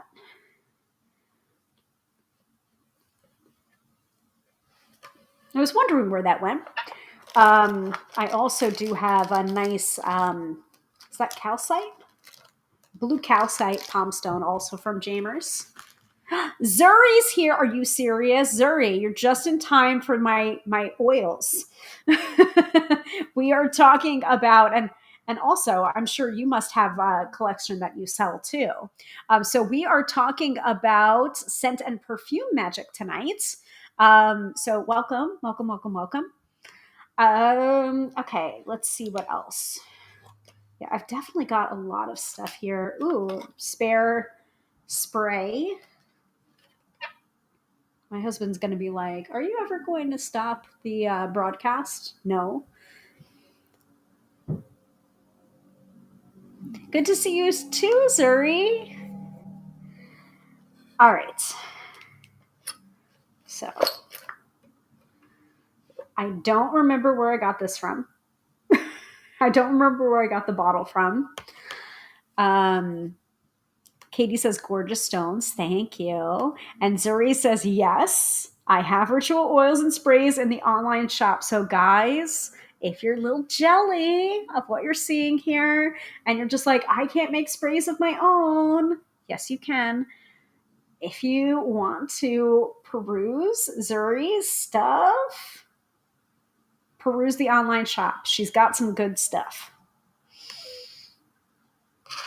So this, I believe, speaking of sandalwood, I believe this is sandalwood in here. Hold on. I didn't even think I still had this. Yeah, that's sandalwood. I think I need more sandalwood, guys. This is a little bolster that Melissa got for me. I think this is for candle carving. Got a lot of goodies in here. So, like I was telling you before, guys, Sucre Bay has like different scents. So I do have some Sucre Bay little drams in here. So this one's Gunslinger. I think that's from Supernatural. Here's my little dram of Afterglow, Slutty S'more. That convinced me to buy a full perfume bottle. Okay, what else? This is the Cat Key and Cauldron Sex in a Bottle. I don't know what herbs are in here. I also don't know what oils are in here. I think this is Tamara's. My friend Tamara is a fantastic witch and midwife and badass and high priestess of Hecate. I'm pretty sure she made this. There's a couple of ones that she made in here.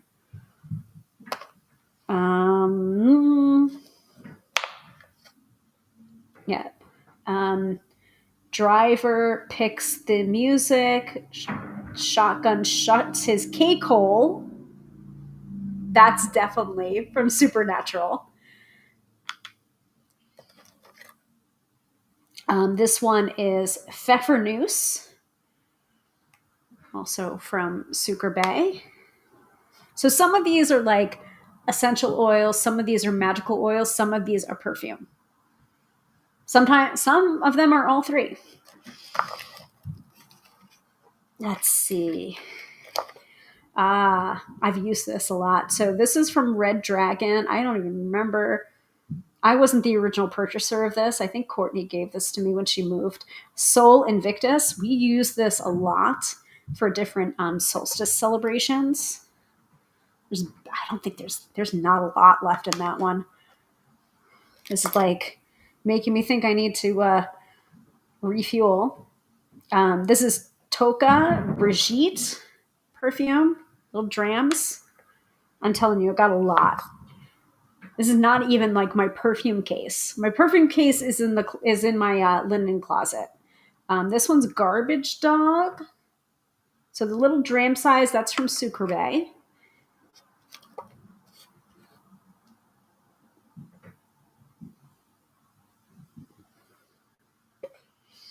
Let's see, what else? This one is Never Was. Another Sucre Bay. Scotcheroos is also a Sucre Bay. One's a little bit bigger.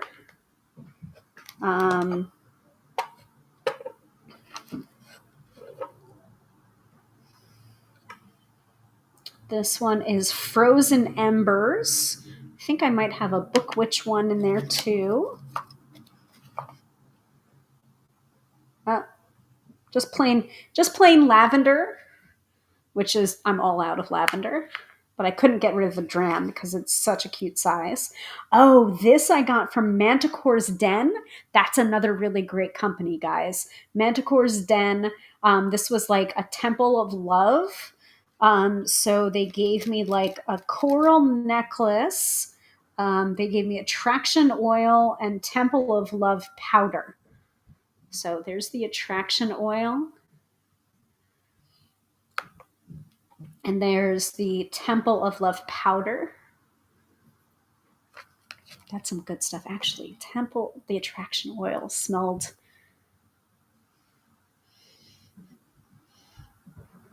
I don't know if I should put that on. My husband's going to be like, what is going on? Let's see, what else? Oh, okay.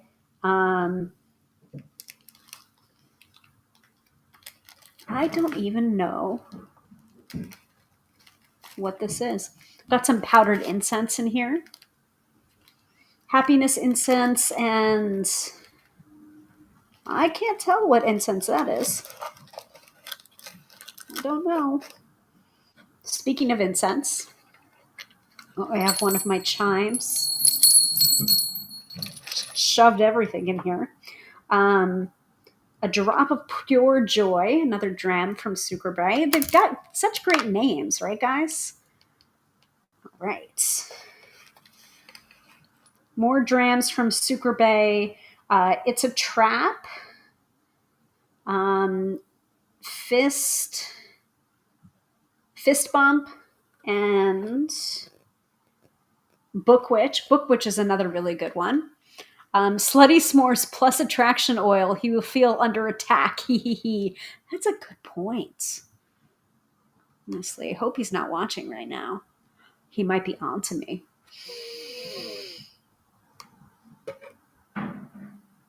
Oh, and yeah, Book Witch, that, and then I think there's another dram in here. Another 2 drams in here, actually. So get this. That one looks like a supernatural one. And Torment. So that's definitely a Game of Thrones one from Sucre. Okay. Put all of those down there. Now I've got my bigger drams. My bigger drams I also have from Moon Dancer. Now, Moon Dancer is an oil company, and they do incense as well. And they have been doing Renaissance Fair for years in Sterling Forest, so Tuxedo, New York. That was my first Renaissance Fair that I ever went to, and I fell in love with their oils. They're really good oils, actually. All right, let's throw all of these back into here.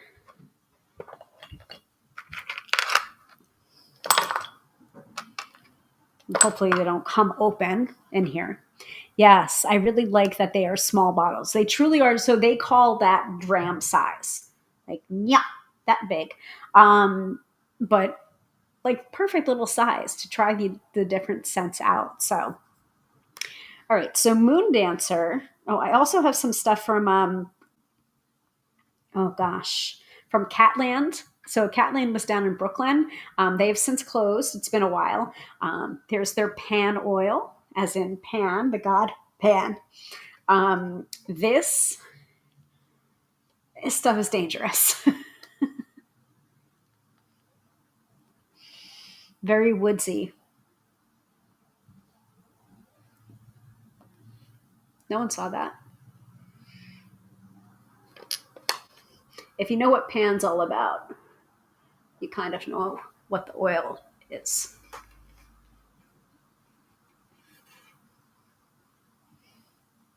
Mm-hmm. Yep. So Moon Dancer. This one's Gypsy Dance.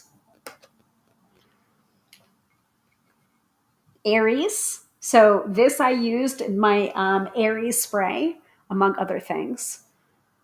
Definitely my Aries oil. Had to get that. Spellbound.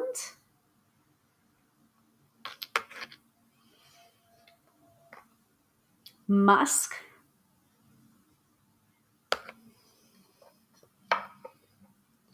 Guinevere. That's also a Moon Dancer, even though you don't have the official label on it. It's a Moon Dancer. Fairy Glamour. And Morgana's Gift.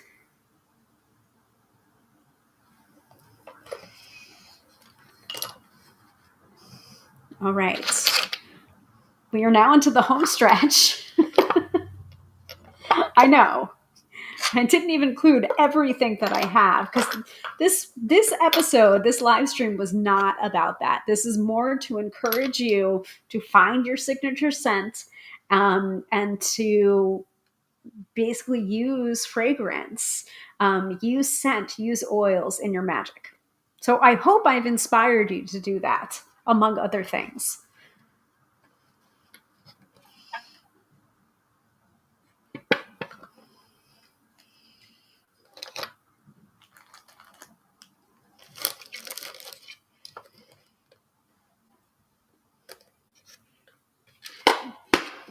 Okay, that goes in there. So now some new scents.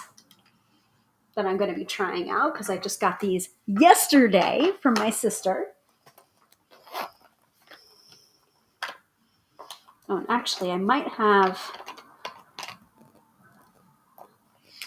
So here's the fall in love whenever you can. That's what I brought with me on vacation. So as you can see, there's barely any left. Fortunately, I got the full size bottle. Aha, here it is. And remember what I was saying before about the Pure by Shasha, the rose oil. This is the rose oil. So it has little rosebuds in it and rose quartz, and it's rose oil. And it's a roller ball. So I'm gonna talk about layering, guys. Beautiful. Mm. So Katie is lighting up her Ocean Breeze candle. Oh, there's also one other company I wanted to mention. That's a smaller company, and their candles. But I think she also does body lotion now too. Their name is Fleur Piton. And they have a couple of different scents. And Katie's just reminding me about the Ocean Breeze candle because they do have one that like they had like little to go like travel size tins of like the candles. But one was like poolside, something like that, and it was very much like oceany, pool, beachy kind of scent. And then their other candle, I think it was called BLT, and it had sandalwood and jasmine and something else. And it was just so nice and light and feminine, but still very but not too florally. It was really, really nice. So that's probably my favorite scent from them. But I wanted to mention Fleur Piton. Okay. Rollerball, rollerball. It's like I was wondering where my rose oil was. Okay, so scents. So here's another scent. Oh, Katie says that's gorgeous rose oil. Love that it's a rollerball. Who is that again? That's Pure by Shasha, and I hope she's still open. I'm gonna look and see. Instagram was Pure by Sasha.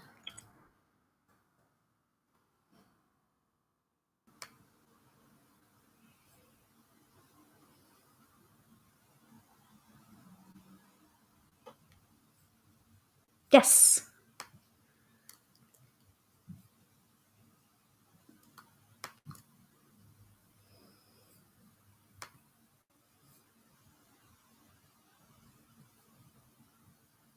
Oh, actually, I think she has a website now.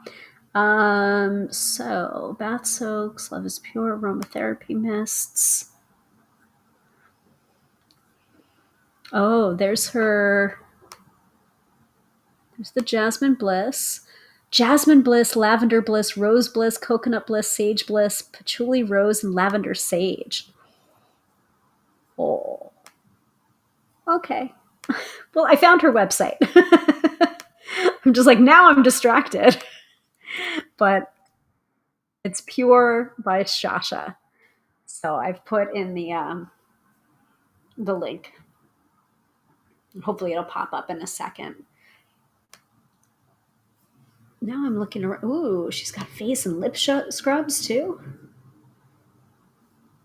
She's got scrubs, guys. She has got. Ah! Oh yeah, she also did a beard oil too. So my husband has the beard oil as well. Oh, and here's the crystal infused rollerball scents. Rose and rose quartz, sage and obsidian, lavender and amethyst, jasmine and aventurine, and frankincense and amethyst. Guys, stop. Yeah, so there you go. purebysasha.com. Oh, reminds me, I've been getting into Australia lemon myrtle soap. It is similar to lemongrass, but has a slightly different, very Australian note tone to it that I can't quite place. Ooh, interesting. All right. Oh, that's good stuff. Okay. I smell so good. So my sister got me these. So cute little bottles. The company is called Replica. And so I'm not familiar with these. I'm saving the other one. So there's two more. So Replica is reproduction of familiar scents and moments of varying locations and periods. So we have beach walk, jazz club, lazy Sunday morning, by the fireplace, and on a date. So today I'm wearing the on a date one. I don't know what notes are in it, but it smells quite nice and kind of flirty. And it's these little bottles here. Look at the bottles. So cute. By the way, if you're a fragrance company and you happen to be watching this live stream or the replay, you can send me stuff. Please feel free to email me. I will review your stuff. I will promote you if I happen to like it, but I am an honest reviewer. So that's Replica. So I'm trying that out. I'm probably going to try out maybe the beach walk tomorrow, possibly. We'll see. See how I'm feeling. So there's that. And then my sister also got me this little set. And this I do know about. So I didn't know about Replica, but I did know about K-Ali. Because they have one called like cotton candy or like sugar, like rock sugar. And then there's another one like called black cherry, something like that. So she got me a little mini duo. And one is yum pistachio gelato. And the other is yum bougie marshmallow, I think. Bougie marshmallow. So I have smelled both. I think I like the pistachio one better than the bougie marshmallow, but the bottles are so cute. By the way, so, I'm opening my gifts yesterday and, and I love everything.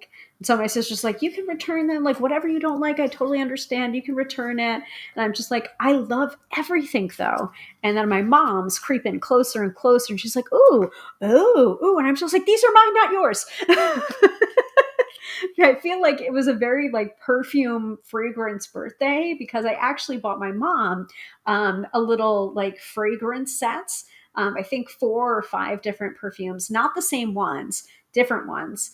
And then I bought her full size bottle because the bottle was like green and blue. It was very like her colors and kind of asymmetrical. And so I'm just like, listen, you have your own fragrance scent that I got you and a very nice perfume bottle that I also got you. So you like pause off. So comes in these cute little boxes. And then, gosh, I'm not going to be able to open this. There we go.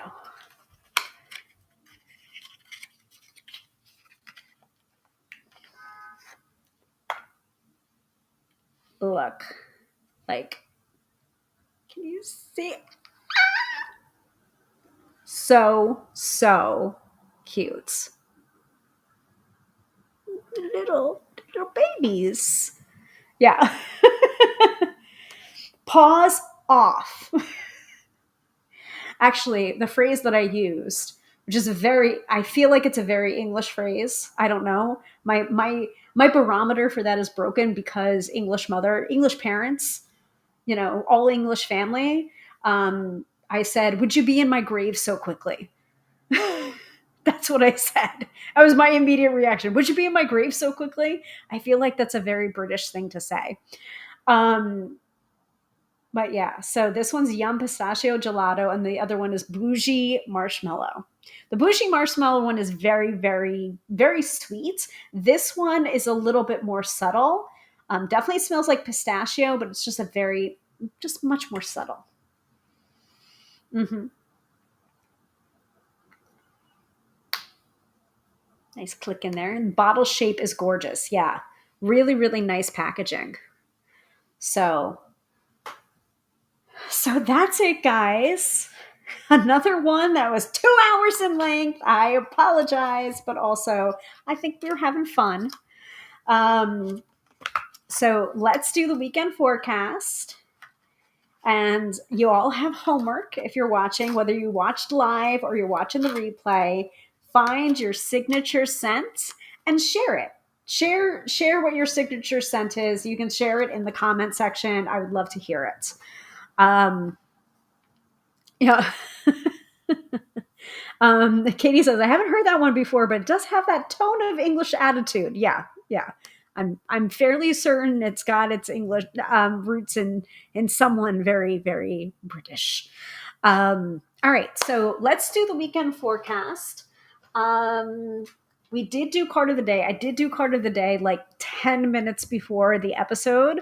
With from the Marvel Tarot deck was the Hierophant reverse, which was Professor Xavier reverse. So it's just like turn things on its head, like the conventional doesn't work, like break the rules.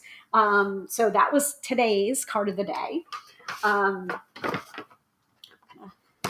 throw things in here. There's also a gift guide that came with the purchase too. So I was just like, ooh, very nice. Any particular preferences for weekend forecast for Oracle? Speak now.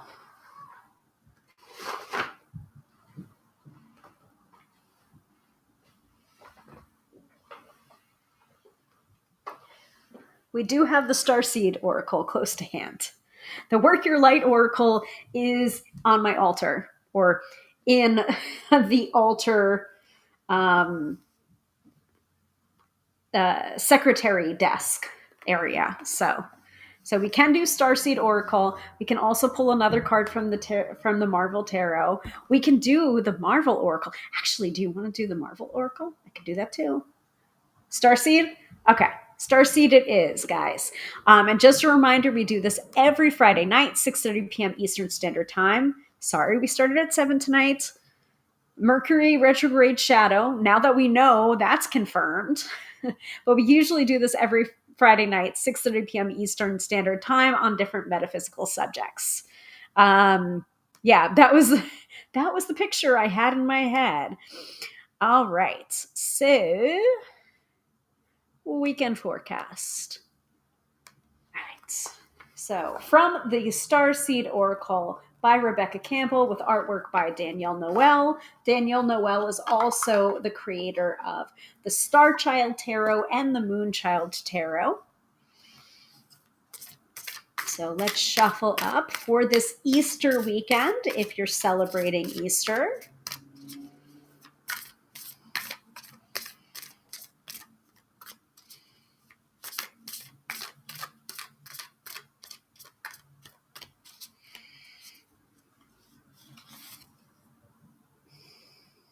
Ooh, this is one that we haven't gotten in a while, guys. So we're getting the double mission card. Double mission, Lightworker Starseed, serve the world by being you. So from the guidebook, D for double mission. Thank you, Starseed Oracle, for alphabetizing the companion book so I can find the interpretation right away. So, Lightworker Starseeds are mission and purpose oriented. Many have the feeling that time's running out and there's something that they came here to do, create, or contribute. They're here to grow as souls individually, an individual mission, and also to contribute to the planet in some action oriented way, collective mission. Their collective mission is often answered through a career calling or by devoting their life to something bigger. Until they remember their collective mission, it can feel as if something's missing or that they're forgetting something important. It's common for Lightworker starseeds to feel that they're different, and they may carry soul memories of being visible or sharing their voice. As such, they may protect themselves by dimming their light in order to fit in, or by spending time in some sort of closet, such as a spiritual closet. If you pull this card, you're being called to remember your collective mission and step into it even more fully. You're being reminded that your role as a light worker is to light up the world with your presence. This doesn't have to be a great big thing or a decision you need to make. You also don't need to have a great big plan either. If you resonate with being a light worker, all you need to do is work out what lights you up, your passions and joys, and keep doing that. When you trust and follow the simple path of things that light you up, and then lose yourself in the doing, you'll light up the world without even trying. How can you serve the world? By being you. How can you serve the world? By being you. Good question for this weekend. All right. Thank you all so much for watching. Thank you to Katie. Thank you to Fran. Thank you to Zuri. And thank you to you, those people that are watching in the replay. Just because you don't comment doesn't mean I don't see you, doesn't mean I don't love you. I hope you got so much out of this workshop on scent and perfume magic. And again, remember that this is just a jumping off point for your own research into this topic. If you have any questions you want to ask me, please feel free to drop them into the comments section once the replay is available, and I will do my best to answer them. Or you can always send me an email or a message. If you want to book a reading with me, you can do so at tarotbyhilary.com, either for tapping or tarot or mixture of both. You're very, very welcome, Katie. Have a wonderful weekend, everyone. You as well. And once again, I am Hilary, professional tarot reader and EFT tapping practitioner, here to demystify the mystical and put you in touch with the most beautiful of gifts, your own intuition. Because yes, my friends, do not argue with me. You have intuition. Have a wonderful, wonderful night, and I will see you again next Friday, 6:30 p.m. Eastern Standard Time. Bye.